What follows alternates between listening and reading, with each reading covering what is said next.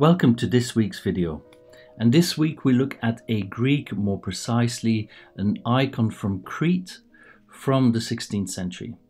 It's kept in Athens in the Byzantine and Christian Museum, and I have to say it's a striking image, almost a literal transcription of this Sunday's Gospel, John chapter 15 verse 5, I am the vine, you are the branches. So what we see here is Christ at the center of the composition, who is the vine, and then his disciples are like attached to him by the vine's branches. The vine is actually quite interesting when you look at Christian iconography, and whilst it's often found in Christian art, vine is actually not so easily identifiable unless it is depicted with grapes, like it is the case here. And funnily enough, the vine often does not resemble a bush or a plant, but takes more the appearance of a tree. And only the biblical context actually reveals to us and tells us that it is a vine. And the vine is frequently referred to in the Old and New Testaments alike. And for the Hebrews, it was a sacred plant, a symbol of life, knowledge, and immortality. And its wine was offered to the Lord.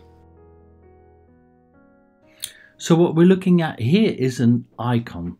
So it's a very special piece of Christian art, and you may have recognized immediately that it was an icon with this characteristic gold background and figures in hieratic poses.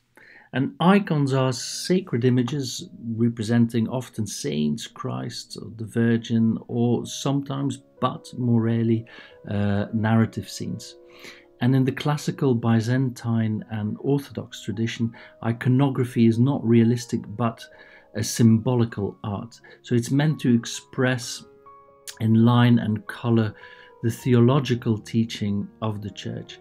And in Eastern Christian churches of Byzantine tradition, icons are placed on the iconostasis, which is a solid screen separating the sanctuary from the nave.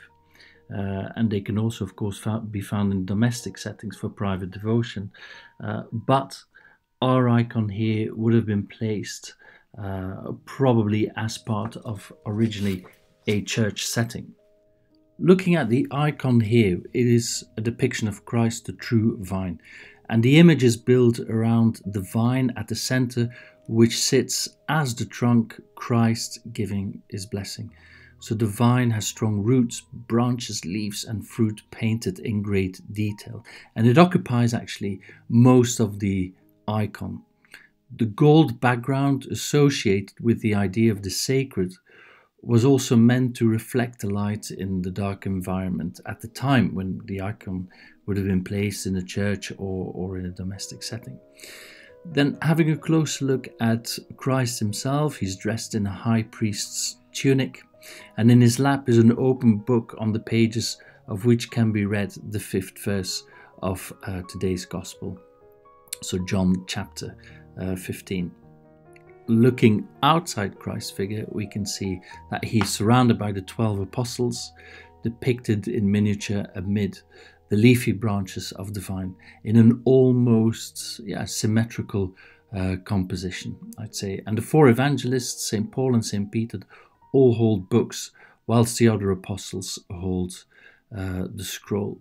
Then on the left-hand side, from top to bottom, are Peter, John, the theologian, Mark, Andrew, Simon, and Thomas. And then on the other side, we have Paul, Matthew, Luke, Bartholomew, James, and Philip. And today's work, as I said, is kept in Athens. And I think it continues to inspire, this image of the vine continues to inspire us today. And Pope Francis commented John's Gospel in these words, and I quote, "The branches that are united to the vine receive the lifeblood and thus develop, grow and bear fruit." It's a simple image. And to abide in Jesus means to be united to him in order to receive life from him. Love from him, the Holy Spirit from him. Thank you very much for watching. Goodbye.